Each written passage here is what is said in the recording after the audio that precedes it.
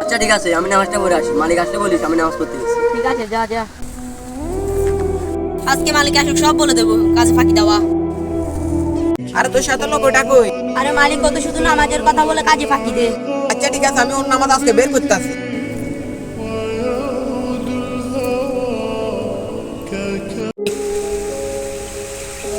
তুই আমার কাজে ফাঁকি দিয়ে তুই নামাজ পড়তে কর, তোর নামাজ।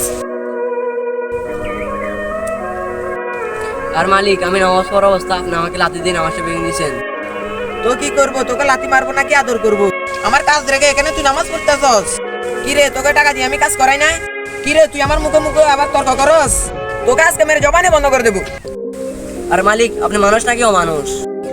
আপনি একজন নামাজে থাকা ব্যক্তিকে লাথি মেরে তার নামাজটা ভেঙে দিয়েছেন। শুনুন মালিক, আপনার নাম মুসলমান? শুনুন মালিক, দুনিয়াতে নামাজ ছাড়া আর বড় কিছু কাজ হয় না। আল্লাহ তাআলা আমাদেরকে দুনিয়াতে পাঠাইছে তার ইবাদত করার জন্য। আর আমি ইবাদত করার সময় আপনি আমাকে লাথি মারলেন।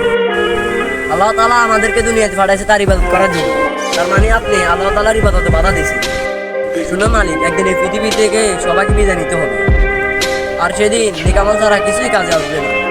আপনার মতো জঘন্য লোকের কাজ আমি আর কখনো করবো না। আপনার কাজ আপনি পারলে অন্য কাউকে দিয়ে করিয়ে নিন। গাইস, ভিডিওটি ভালো লাগলে চ্যানেলটি সাবস্ক্রাইব করুন।